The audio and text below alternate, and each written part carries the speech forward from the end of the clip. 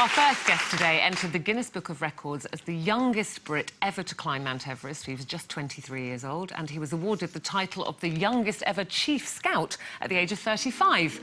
Yes, parachuting from helicopters, crossing fast-flowing rapids, eating snakes, running through raging forest fires and wrestling alligators.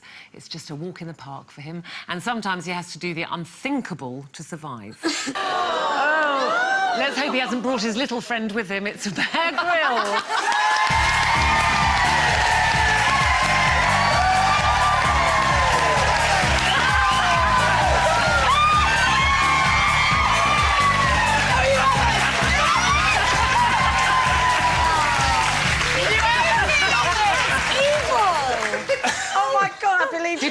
Did you eat him? Did you eat him? I did, yeah. And it was breakfast, and we were in the jungle and hungry. But it's true. You've got to watch out for those urticating hairs that hurt. Oh, there's got to be an easier way to make a living.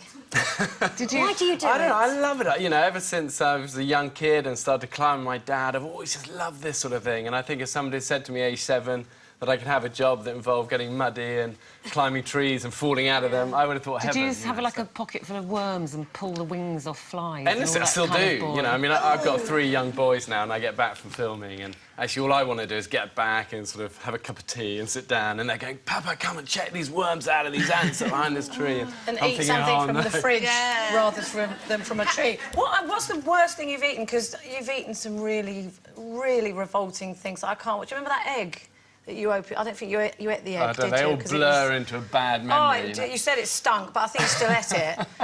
And the worst is probably, I mean, elephant dung. The fluid from elephant dung is bad. Oh, yeah. Why would you eat elephant dung, though? Tell me why and jack eyeballs. Why would you eat elephant dung, though? Has it got some... Well, they have very fast digestion. If you've got no other place to get fluids from, the fluid is almost sterile, so you can squeeze and get the juice out of it. It's going to taste horrible.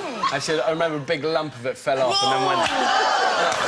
Better than dying, though. Have you ever been badly bitten by these creatures that you pick up like that?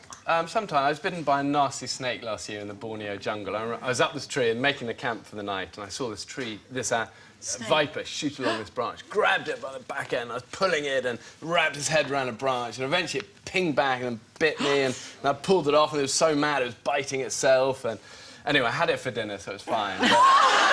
But actually, the lesson of that one is never grab a snake by its anus. Because that's what I was really mad. That's what really upset. How would you know I should take that with me? I wouldn't know how to anyway, find ladies, it. I'm giving you some great advice that can save your life. Well, you've got your Mud, Sweat and Tears tour, so if you want to know more things like this, people can come along and you share all of these experiences. Is the idea that we do come away with something that if we were kind of stuck somewhere... On the M25. On the M25. Listen, you never know. And all the great survival stories I've heard, everyone said, I never thought it would happen to me. And, you know, one of the fun things we do in the show, and we're doing the last 3 shows this week of the live shows, and is actually kind of do a lot of these survival, you know, kind of techniques live on stage. I get people up, show them how to light fire and eat maggots and handle the snakes and all of this. So, it's always fun. But actually, yeah, we light fires, but it's about empowering people, I'm intrigued with the little bits and bobs that you've brought along. Are these things that you use to show people... Well, the thing is, survival is all about ingenuity and resourcefulness. I thought that was Lisa's breakfast, then. So did lipstick and... The thing is, it's easy to survive if you've got all the gear. What's fun for me is when all you've got is a shoelace and you've got to kind of think left field about how to do stuff. So this is things that ladies might have on them if they ever get caught in a difficult situation. So we have... What you've got there. We have a makeup mirror. Oh, gosh, can you help? I don't know how to open these. You don't carry one of those. I don't either. I'm rubbish with these things. So that's it. OK, here we go. go. So you could use this... To start a fire? You start a fire. You could actually use it to signal. Yes. So, I don't know, where are we looking at? Here we go, there we go. It's kind of difficult to kind of... But if you've got the sunlight, you can signal to an aeroplane and people have been rescued up to 50 miles away. Taxi. Yeah, there you go.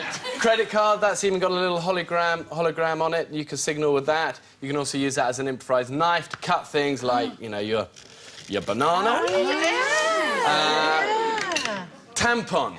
Oh! Yes, we know what to do with one of those. The thing is... It's a new one, Shelley. This can totally save your life. Totally save your life? And pull all the fluff apart. Oh, can I see if I can guess? Yeah, go on. If you fill it full of water and drink from it. Well, you could do that. Yeah, there you go. So you'd be a great survivor. You're thinking left field. But you see, that will take a spark really easily. Get a bit of flint, bit of a spark into that. How do you like the fire? What do you like the fire with? Sticks? Yeah, but... Yeah, with a couple of bits of rock, bit of flint. Yeah, but you're a chief Boy Scout. You can do something. Do you know what? Yeah, but you can do it. I I've spent done this it. weekend with all the scouts all around the UK, whizzing around these camps and seeing young kids as young as 7 or 8 learning how to do this with little bits of cotton wool. So do you think definitely do it. Do you think we've all got a survival instinct in us that we just don't know is there? Have people often surprised you? Take people Definitely. out? I've seen incredible heroics up mountains for the most unlikely of people. And I think what I love about survival is actually the real heart of it is about spirit, you know. And you can always teach skills and you can learn stuff from a book, but the thing that matters beyond that is actually that will to keep going.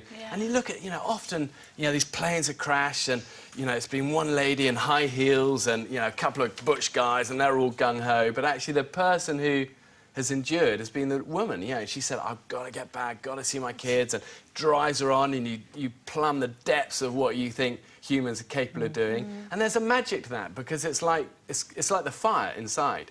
And it's what I've always loved about mountains and the wild is that you have real relationships. It's raw, it's not fluffy and all kind of, you know, it's real. Well, we're very glad that you've survived all your exploits, and to top that, you've survived the panel of loose women, so that deserves a round of applause. Here you go, lipstick, I'm not sure what you do with that. Maybe you can make yourself look nice for when you are rescued. When you're rescued, yes. Well, thank you very much, and remember, ladies, always have a tampon to start a fire. That's the thing. Thank you very much, Claire Grylls.